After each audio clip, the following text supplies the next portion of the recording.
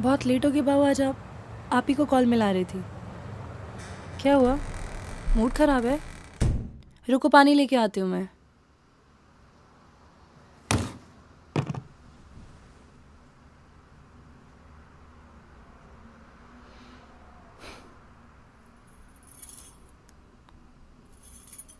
अरे यार, इतना काम करता हूँ मैं, इतना एफर्ट डाला था। अब क्या हुआ? कुछ नहीं, है ना मेरी जिंदगी में एक विलन, मोगेम्बो। मोगेम्बो। मोगेम्बो ने फिर कुछ कहा क्या? फिर खुश नहीं हुआ? मोगेम्बो कब खुश होता है? अब आज क्या हुआ?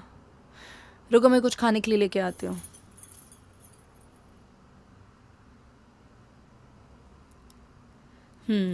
अब बताओ क्या हुआ? अरे एक रिपोर्ट बनाई थी मोगेम्बो बॉस के लिए। इतना डेटा कलेक्ट किया, इतने एरर्स निकाले, यूज़र फ्रेंडली वे में उसको प्रेजेंट किया, और बॉस को कुछ प्रॉब्लम ना आए उसके लिए सब कुछ आसान कर दिया मैंने। मगर हुआ क्या? बॉस ने पढ़ा ही नहीं। क्या? इतना बुरा फील कर रहा हूँ मैं, पता है। हर मीटिंग में बाल की खाल निकालेगा, मगर मेरी रिपोर्ट नहीं पढ़ेगा। अरे सब कुछ तो है उसमें। पहले सारा डेटा बिखरा पड़ा रहता था, मैंने स्ट्रीमलाइन किया उसको। कितने पेजेस की रिपोर्ट थी? 50 पेजेस की। I can understand your situation. इतना एफर्ट कोई करे और सामने से कोई रिस्पॉन्स ना आए। और बॉस के लिए ही था सब कुछ, मुझे उसकी ज़रूरत नहीं है। बट यू नो, मुझे ज़्यादा बुरा इस बात का लग रहा है कि जो मोगेम्बो कर रहा है, मैं भी तो वही गलती कर रहा हूँ। वो कैसे बाऊ? जिस तरह मैंने इतनी मेहनत से बॉस के फ़ायदे के लिए 50 पन्नों की रिपोर्ट लिखी, ठीक उसी तरह एक और इंसान है जिन्होंने मेरे फ़ायदे के लिए 1000 पन्नों की रिपोर्ट लिखी, और मैं ही उसे नहीं पढ़ रहा हूँ। क्या बोल रहे हो आप? मुझे कुछ समझ नहीं आ रहा। कौन सा इंसान? कौन सी रिपोर्ट? वो रिपोर्ट है Bhagavad Gita as it is, यथारूप। और वो इंसान है श्रीला प्रभुपाद। प्रभुपाद रात को 1 बजे उठते थे इस रिपोर्ट को बनाने के लिए। जरा सोचो, 70 साल की उम्र में जब कोई भी इंसान आराम करना चाहेगा, उस वक्त श्रीला प्रभुपाद मेरे लिए, हम सबके लिए ये लिख रहे थे। ओ कृष्णा, ये तो मैंने कभी सोचा ही नहीं। और ऐसे ही नहीं, जो मन में आया सो लिख दिया। कृष्ण भगवान की कही हुई एक एक बात को श्रीला प्रभुपाद ने एज इट इज इतनी सरल भाषा में हम सबके लिए कन्वर्ट किया।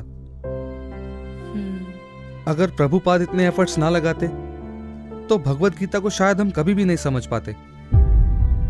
उन्होंने ये सब हम सब के लिए किया, और हम उसे पढ़ते ही नहीं। करेक्ट, हम पढ़ते ही नहीं। हम भी तो प्रभुपाद का कितना अपमान कर रहे हैं।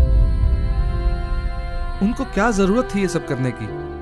जरूरत तो हमको है, और हम ही उसको नेग्लेक्ट कर रहे हैं। सच में प्रभुपाद ने कितना कुछ किया है हमारे लिए। और मालूम है, प्रभुपाद खुद बोलते हैं बुक्स आर द बेसिस। और मैं मालूम नहीं क्या कर रही हूँ इस लाइफ में। Time pass. हमको थैंक्स करना चाहिए मोगेम्बो का, जिसकी वजह से हमें आज ये एहसास हुआ। चलो आज एक प्रॉमिस करते हैं एक दूसरे से और शिला प्रभुपाद से कि हम रोज उनकी दी हुई बुक्स को पढ़ेंगे। So,